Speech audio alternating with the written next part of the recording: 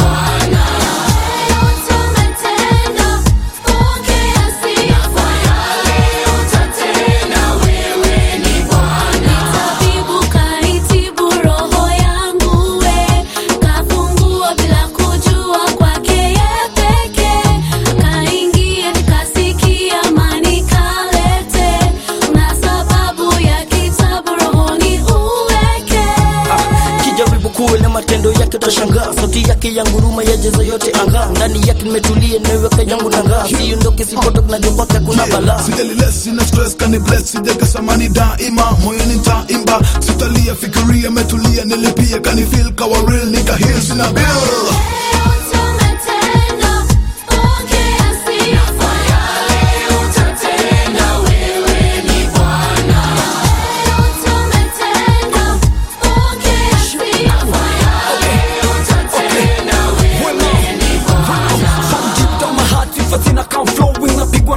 Nikifika pendo lako umeni love despite the evil that I did. Siwezi koma kukusifu hata siku one.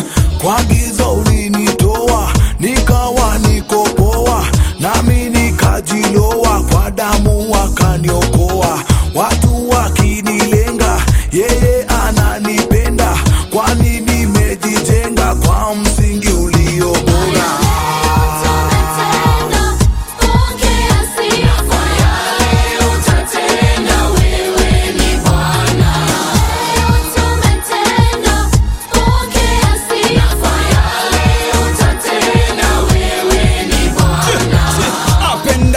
You are the ruler, neema na rehema zako zanitosha mie. Bila shaka ndakusifu Mola wangu kwa makubwa na madogo na kwa yale utadu. Kaniweka huru baada ya kutubu, akanijaza na wema wake. Sami sina shaka, kanipa baraka, tena mafuta akanipaka.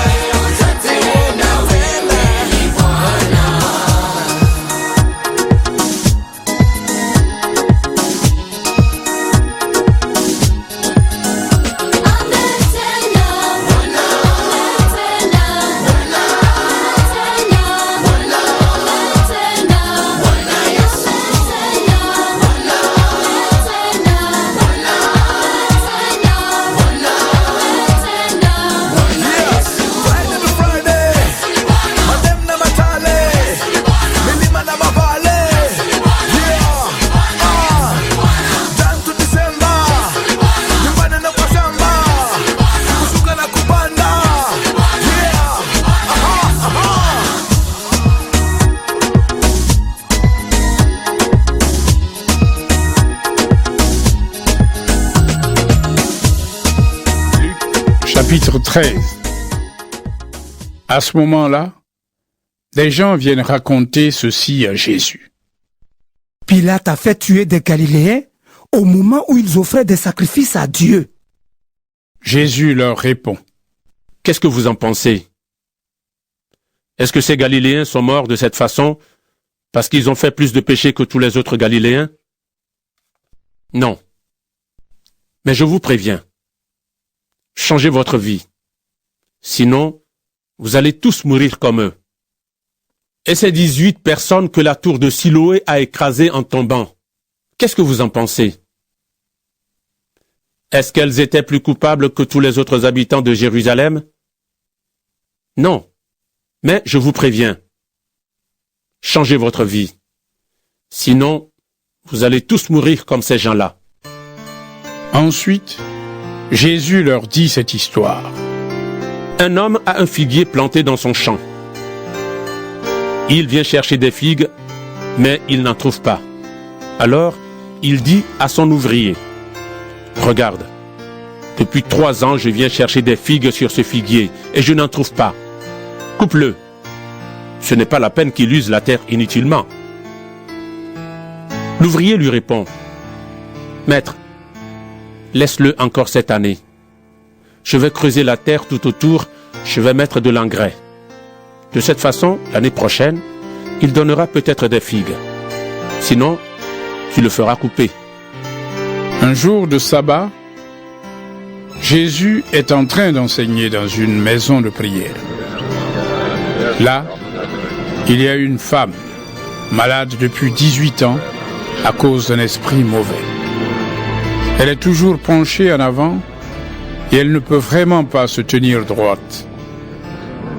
Quand Jésus la voit, il l'appelle et dit à la femme, « Ta maladie est finie. » Il pose les mains sur elle. Aussitôt, la femme se tient droite et elle dit, « Gloire à Dieu !» Mais le chef de la maison de prière est très en colère parce que Jésus a guéri quelqu'un le jour du sabbat. Alors, le chef dit à la foule, « Il y a 6 jours où on doit travailler.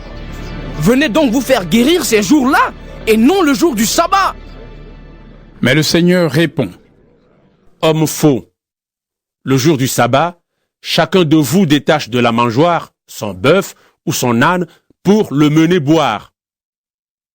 Et cette femme, qui est de la famille d'Abraham, Satan l'avait attachée depuis 18 ans. Est-ce qu'il ne fallait pas la délivrer de sa maladie le jour du sabbat? » Pendant que Jésus dit cela, ses adversaires sont pleins de honte, mais toute la foule est dans la joie parce que Jésus fait des choses magnifiques. Ensuite, Jésus dit, « À quoi ressemble le royaume de Dieu? À quoi est-ce que je vais le comparer? Il ressemble à ceci. Un homme a pris une graine de moutarde pour la semer dans son jardin. La graine a poussé. Elle est devenue un arbre. Et les oiseaux ont fait leur nid dans ses branches. » Jésus dit encore, « À quoi est-ce que je vais comparer le royaume de Dieu? Il ressemble à ceci. Une femme prend de la levure et la mélange à 25 kilos de farine, et toute la pâte lève. » Jésus va dans les villes et les villages, et il enseigne. Il marche vers Jérusalem.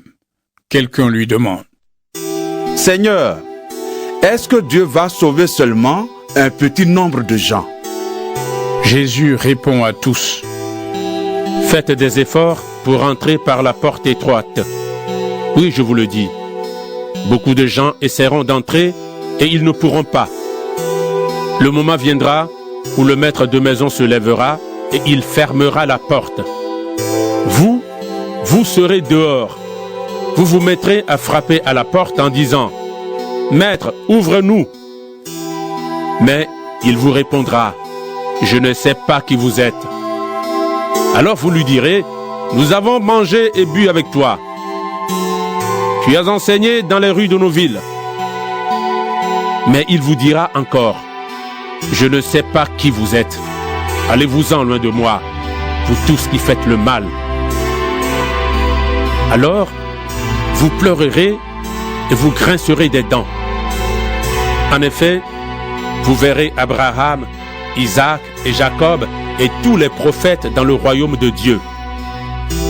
Mais vous, on vous mettra dehors.